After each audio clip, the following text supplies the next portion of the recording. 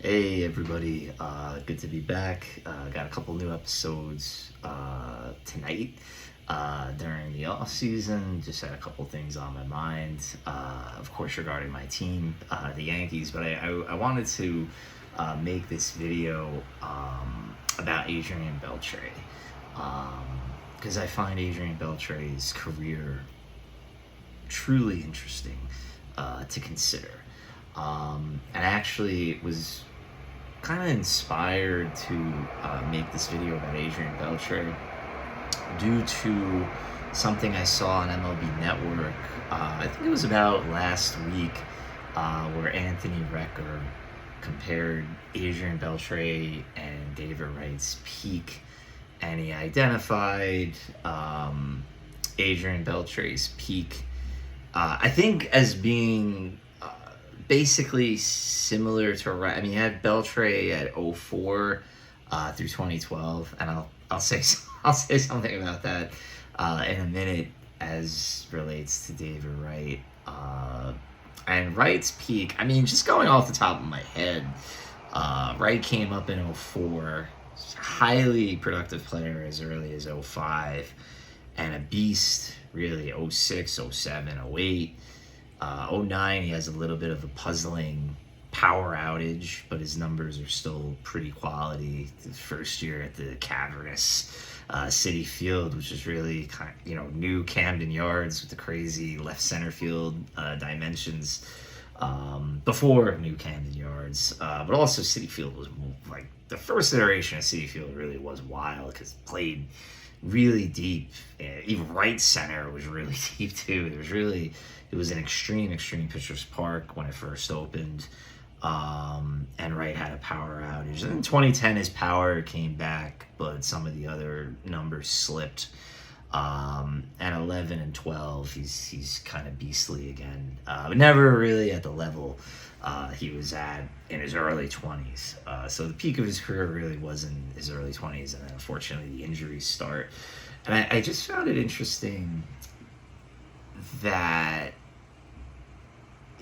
the way the argument can be positioned or perceived, it could seem, something you could be credulous over, but then when you really unwrap it and you notice that in Recker's comparison, he just kind of arbitrarily decides Beltre's quote-unquote peak stops after 2012, which didn't. I mean, 2013, he has a phenomenal 161 games played, 30 bombs, 50 to 78 K walk ratio, which is tremendous.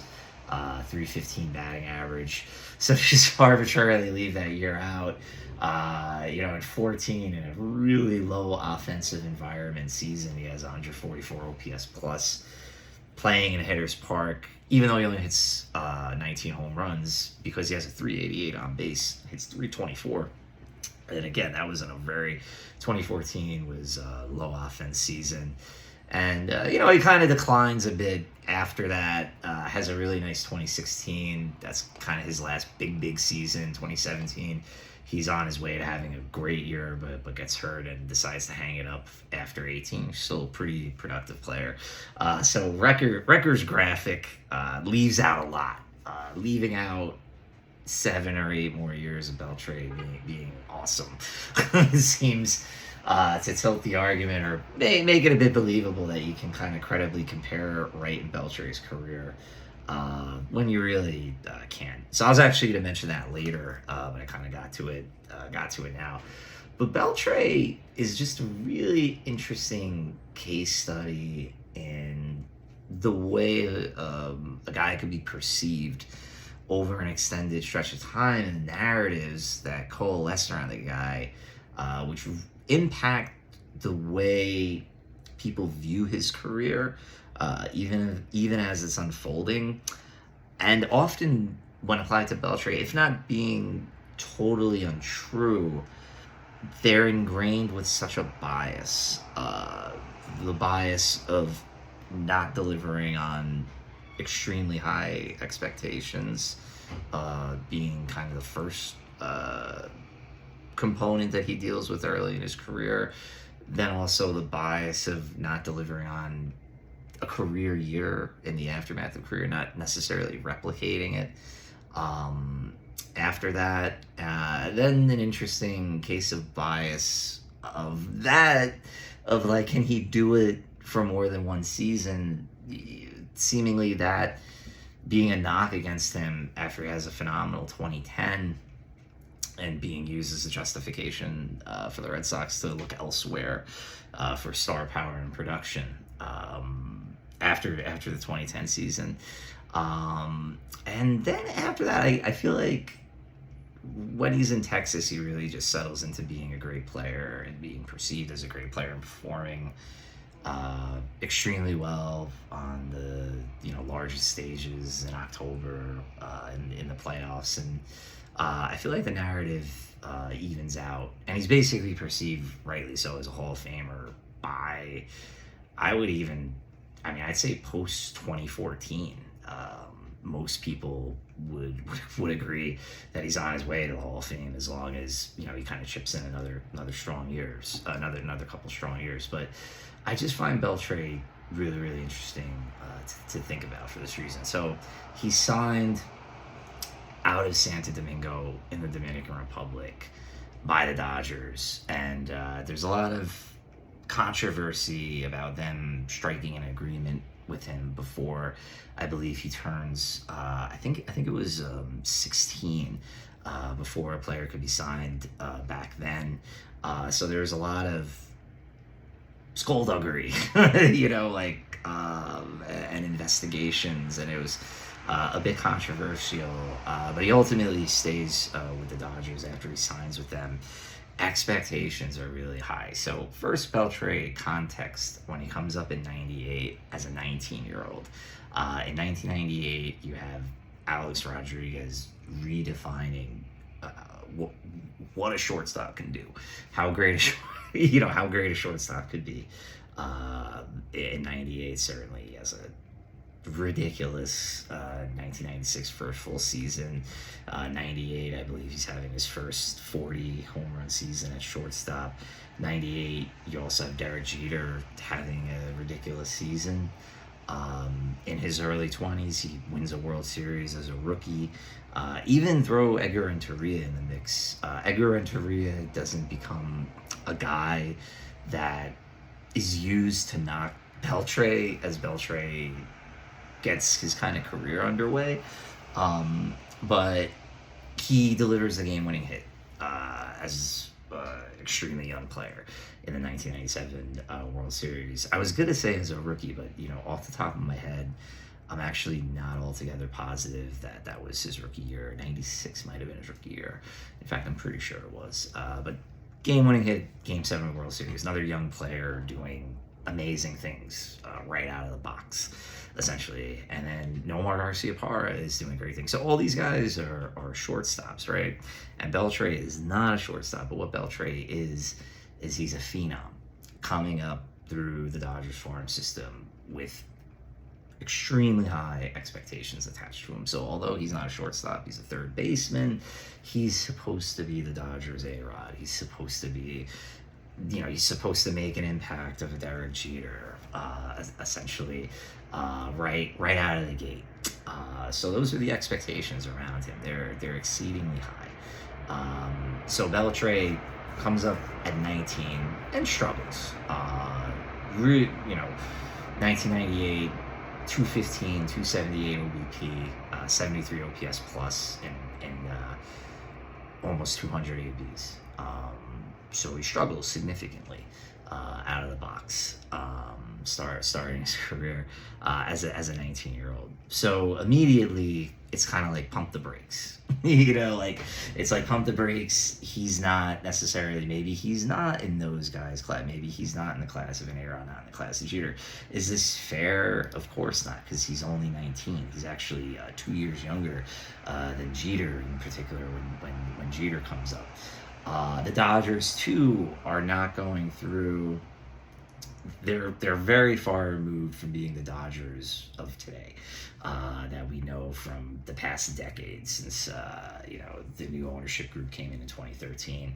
Highly efficient organization, make good decisions. They throw money around. They're always trying to maximize wins, and they're quite effective at doing so, et cetera, et cetera. These Dodgers are not those Dodgers, essentially. This is a Dodger team that in 1998 trades Mike Piazza, because Mike Piazza turns down their contract extension offer. Turned out multiple contract extension offers. Didn't think they were offering him enough money, and he does end up signing a bigger contract ultimately with the Mets. But the Dodgers trade Piazza to the Marlins. They trade a Hall of Fame catcher in the prime of his career. It's going to be an enormous PR blow, obviously. So you can see, if you're a sports fan, being a sports fan and being an observer of sports media are one and the same, essentially. If you really care about these sports, you can't help but notice how they're covered. So the narrative around the Dodgers at this point in time is that they're a dysfunctional franchise. They're owned by Fox. They're owned by a corporation not invested in winning baseball games. The once proud Dodgers, the franchise of Jackie Robinson, and franchise that even earlier in the decade had developed Raul Mondesi and Mike Piazza and the international pitching staff of Ishmael Valdez and Hideo Nomo, and on and on and on. This great organization, and definitely from an old school baseball purist standpoint, the idea that this team, now owned by a conglomerate, would trade their franchise player infuriated people. Certainly infuriated Dodgers fans. It was also one of those things where if you just are an old school baseball fan, if you're like in your 50s in 1998, I mean, that's something where you shake your head and you're like, baseball's not what it used to be, type of thing. So this young 19-year-old is coming up into this maelstrom. And just imagine if the Yankees in season this year had traded Aaron Judge because they couldn't agree to a contract extension. Maybe, let's pretend he comes up in 2017 instead of 2016, and he had another year left before free agency, and they can't work out a contract extension, and they dump him in a trade, or they don't necessarily dump. I mean, because the Dodgers got a lot back for Piazza. They got Charles Johnson, and they got Gary Sheffield. So it's not like they traded Piazza for nothing per se. But let's say the Yankees trade Judge and Dominguez comes up, and they're having like a really disappointing year, even worse than the year they just had. They're having a kind of year where they're going to finish under 500. Dominguez coming up, the expectation from fans is going to be, you're the guy who's going to make things better. You're the guy who's going to remind us of the glory days. You're going to take this awful situation and remind us better days are on the horizon. And you can kind of imagine that this is what was kind of thrust upon Beltre. It's like, here we go. We just alienated perhaps our entire, or a lot of our fan base, and we've alienated a lot of baseball fans, but we got this next great young player coming up who's going to be a bit of a solve to the situation, a bit of a balm, upon all this disappointment. And it's a lot to put on a young kid. So you consider that context along with the inevitable comparisons to Alex Rodriguez, Derek Jeter, Nomar Garcia-Parra, all these young dynamic position players coming up and making an immediate impact. So when he struggles out of the gate, where in a lot of instances the reaction would be, hey, he's 19 years old, it was a little too much, which it would be for most. It was too much for Mickey Mantle when he first came up, I think at 19, for instance. That's been the case for a lot of young phenom players, but I would imagine at the time it'd be like just another part of the dysfunctional puzzle that is the LA Dodgers in 1998. They call this kid up and he can't play. He's no A-Rod. He's no Jeter, type of thing. I'm sure not everybody reacted that way, but that's kind of the immediate perception. So when he comes back at the age of 20 in 1999, playing third base every day in the major leagues, 20 years old, 152 games, he hits 270 with 15 homers, an OPS plus of 102, so he's above average, or basically dead average, or slightly above average with the bat. He hits 27 doubles. 2000, at the age of 21, he improves on those numbers. He has a genuinely excellent season in the year 2000. I know this is a extremely offensive friendly environment, maybe one of the more offensive friendly seasons in baseball history, but nonetheless, 30 doubles, 20 homers, 290 batting average, 360 on base. He has a strikeout to walk ratio at the age of 21 of 56 to 80. And I can tell you, I was a young I was a young fan in 2000. I don't want to maybe say how old I am now, but I was a young baseball fan. But the perception was not the kind of mainstream Baseball Tonight, national baseball perception of Beltre at this particular point is not of a raging success. Which, if you really look at those numbers, what he's doing at 21, playing a demanding defensive position in a pitcher's park in a major media market where expectations for his performance are exceedingly high, you really could say that is a raging successful season, particularly 2000 at the age of 21. You could say greatness is on the way for this guy. But unfortunately, that really wasn't the perception. The perception was he's not hitting 40 home runs. He's not hitting 35 home runs. He's not in the top 10 in the MVP voting. And the Dodgers, they're a pretty good team. They bring in Davey Johnson as the manager. Gary Sheffield is rocking and rolling, having some of the best years of his career. They signed Kevin Brown. But they can't quite break through and make the playoffs. They can't quite break through and do what they're supposed to do, which is win the division. So again, you see Beltre's kind of lumped in with this kind of overall negative vibe permeating around the Dodgers, which is only amplified by Mike Piazza continuing to be amazing for the amazing Mets and taking them to the World Series in the year 2000. So far, so great for Beltre, really, in his first two seasons. Then we really hit a speed bump. He has 3 less than stellar years in a row, where he's getting in the lineup, he's playing, he's being given every opportunity to succeed, but he's below average with the bat 3 years in a row. And to the Dodgers' credit, they don't jump ship. There's a lot of frustration. There's talk of even sending him down to the minor leagues in 2003, particularly. His strikeouts climb above 100 for the only time in 2003. His strikeout to walk ratio really declines post 2000 when it's pretty strong, 56 to 80. He becomes more of a hacker these 3 seasons. Now, he has an appendectomy before the 2001 season, where some people say it affected him for 3 years. This emergency appendectomy totally disrupted his off-season training regimen. And again, that, to say it adversely impacted him for 3 years, I don't know the truth about that, right? It could certainly be true. But that's kind of the explanation some people will provide for him struggling. He's also he's 22, 23, and 24 years old. And, major league pitchers, if you have a weakness, if you chase sliders, if you have such good contact skills that you swing at difficult pitches to hit, but put the bat on them, but hit them weakly, so they're outs, cutters inside, breaking balls away, tailing fastballs away, on and on. If you start pressing and start pulling everything and rolling over, all of a sudden you can go from being a plus offensive player to, a bit of a dud, unfortunately. And Beltre, you got to keep in mind the offensive environment.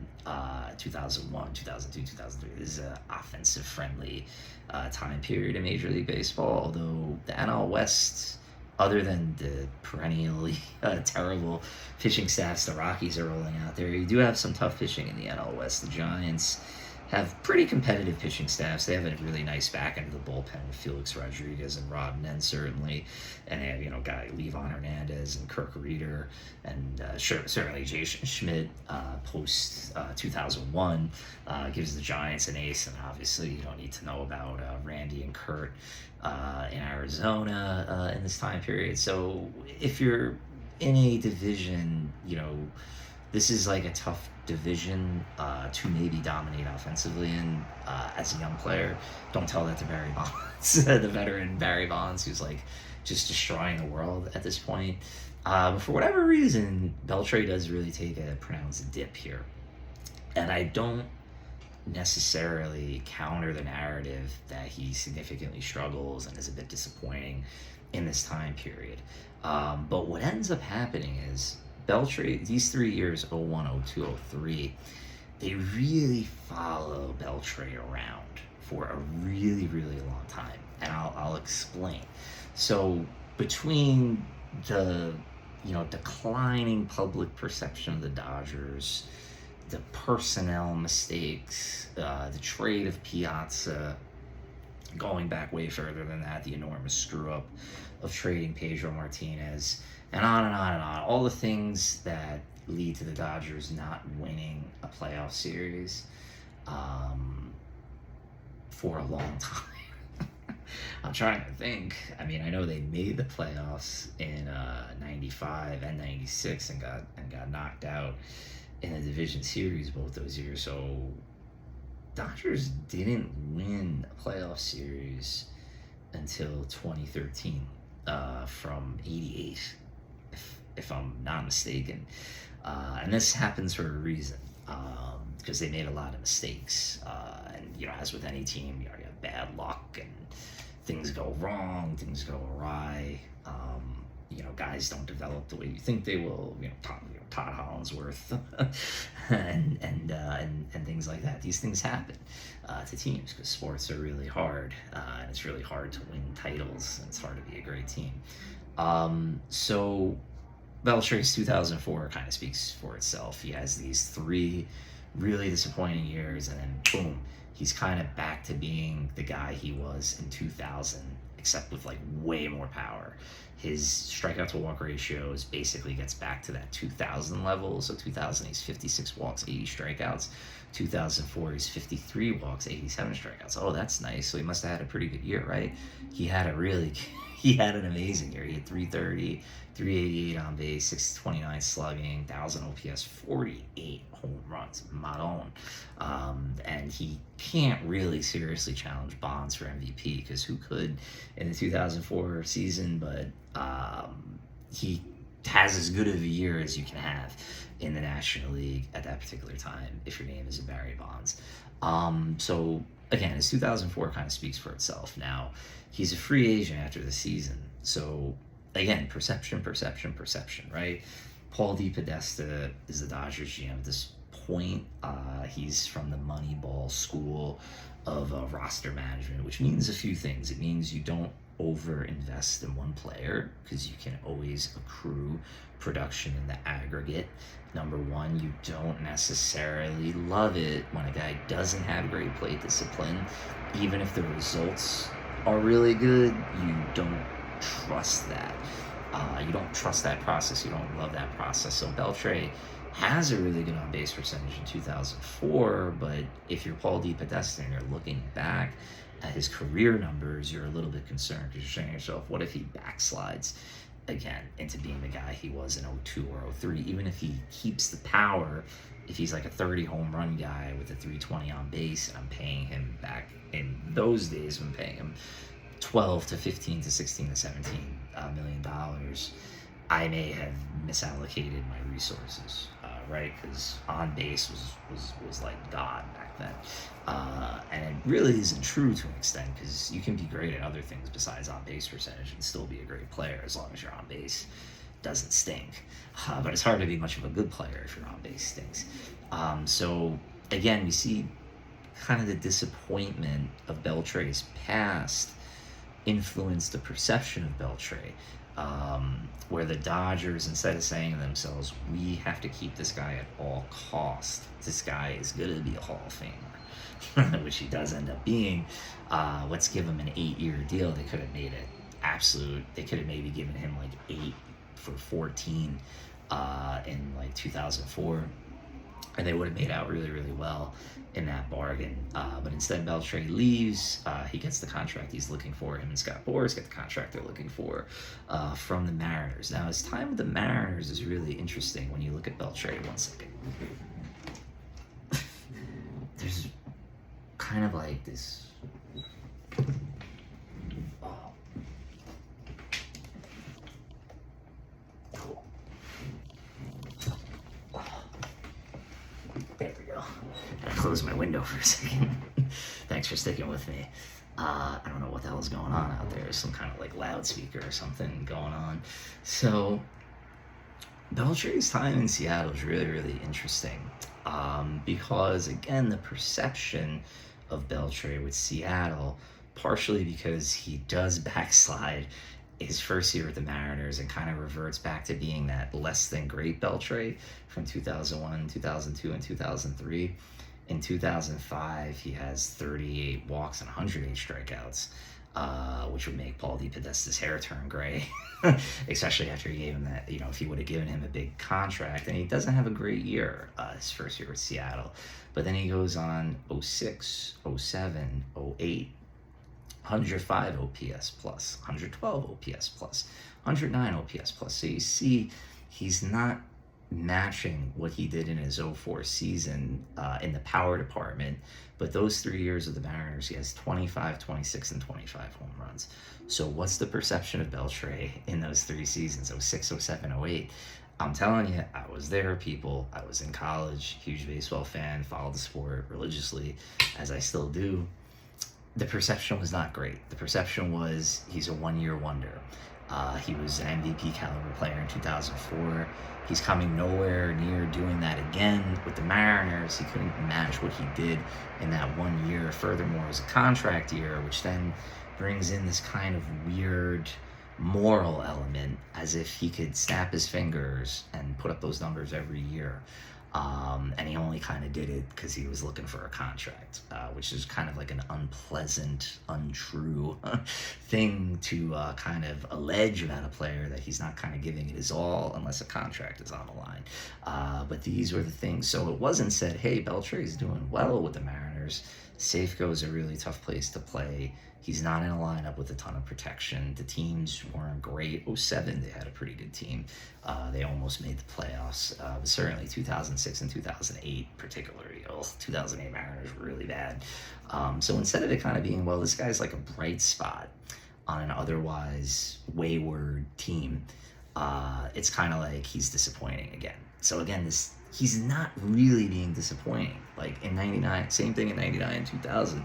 Because of the expectation, or because of the perception, the narrative about this guy is unfair, basically, which is interesting to think about. And as I said, those 3 off years, or those 3 years of struggle with the Dodgers, are following him around, where people are acting like he's putting up a 714 OPS like he did in 2003, in a year where his OPS is actually 802, say, in 2007. And he's like a really good player. Sure, his on-base percentage isn't great, but he hit 26 home runs, and he's playing his usual phenomenal defense at third. So it's a bit of it's critical. This is a really criticized player. So 2009, he has a really rough year. He has a bad groin injury that year, and he kind of never really gets it going. He has 19 walks on the entire season. So that's kind of all you need to know. It doesn't have a great year, 83 OPS plus. Then in 2010, the Red Sox kind of take a flyer. To Theo Epstein's credit, he says, you know what, I'm going to bring in Adrian Beltre. I'm going to put him in Fenway Park, and we'll see what we got for 1 year. We'll see what we have. And he has a year which isn't too far off, other than the fact that his home run power isn't as striking in 2010 compared to 2004. Otherwise, he has 49 doubles. It's 321, 365 OBP, 553 slugging. Wonderful year, 141 OPS plus. So once again, we have a situation where Beltre hits the free agent market, and Theo Epstein, who certainly has a much loftier reputation, in hindsight than Paul DePodesta, is in a similar spot as Paul DePodesta, kind of assessing Beltre and saying, is this guy worth investing a big money contract in, or should I go ahead and trade prospects for Adrian Gonzalez, who has a much more stable offensive profile on a year-to-year basis, and also bring in Carl Crawford. So the Red Sox basically swap out Victor Martinez and Adrian Beltre for Carl Crawford and Adrian Gonzalez, and that's the decision they make at that particular time, which ends up not going great for them in the short term. Obviously, they won the World Series in 2013. But again, it's just interesting that on two separate occasions, off two really big years, two smart GMs. Again, DePodesta doesn't have Theo Epstein's resume, but I think he could have had a much better run as a GM than he did if he would have been given a little bit more time by the Dodger organization, but I digress.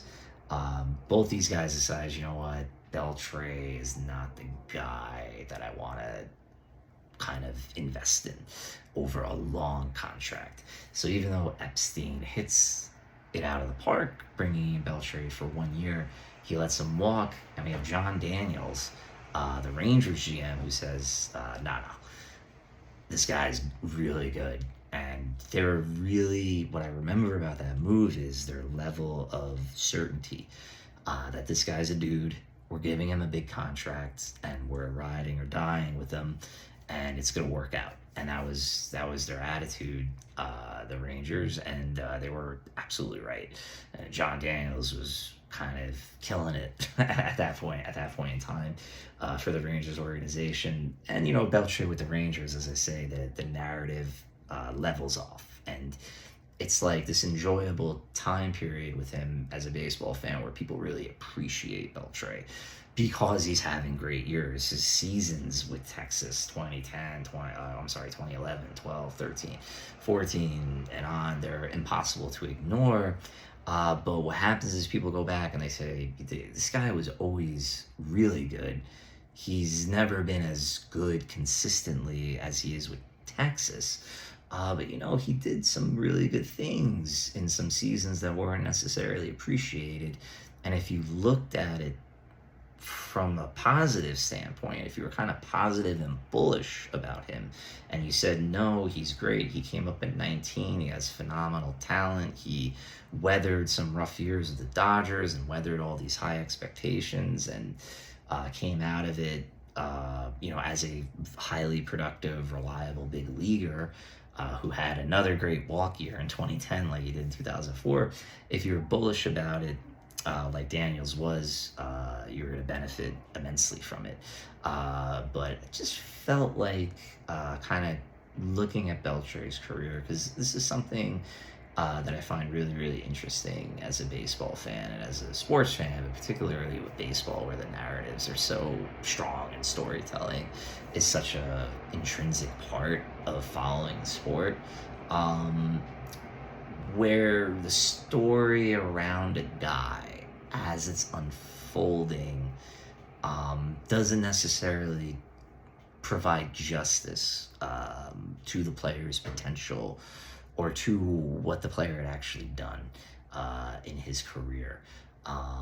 So it's just kind of interesting to think about who was the real Beltre. Was that disappointing Beltre, other than in those 3 years where he was legitimately struggling with the Dodgers? But in the other years, was that perception of Beltre, was that Beltre ever real? Was the Beltre in 1999 who's disappointing compared to A-Rod, or the Beltre in 2000 who's disappointing compared to A-Rod, or the Beltre with the Red Sox in 2010 who's not necessarily being trusted with a long-term contract? Are those versions of him, ever real? and this is what you can't really know as a fan. Part of the reason why it's so fun to watch is just, how a guy can surprise you over time by hitting his ceiling in his 30s instead of his 20s. So it's just really, really interesting stuff to think about. And, as much of a first ballot Hall of Famer as Beltre is, and I don't want to necessarily get on Anthony Recker, who I think does a solid job on the MLB Network, but part of the reason why you can make that comparison, and people could, might still be credulous about it, is those misperceptions of Beltre that have always kind of existed going back to the very beginning of his career. Because the reality is, Adrian Beltre had a much better career than David Wright, because David Wright got injured. But there really kind of is no comparison there. So thanks for listening. Sorry for that little interlude as I tried to close the window, because I had a lot of Queen sound filtering in to the old studio here. And if you stuck with it this long, I hope you enjoyed it. And certainly, it's great to watch Adrian Beltre's career. And I kind of wish he would have stayed with the Dodgers his whole career, because I love when guys stay with one team and are appreciated and are the local hero for that fan base. And I really think that could have happened with Beltre had things been different.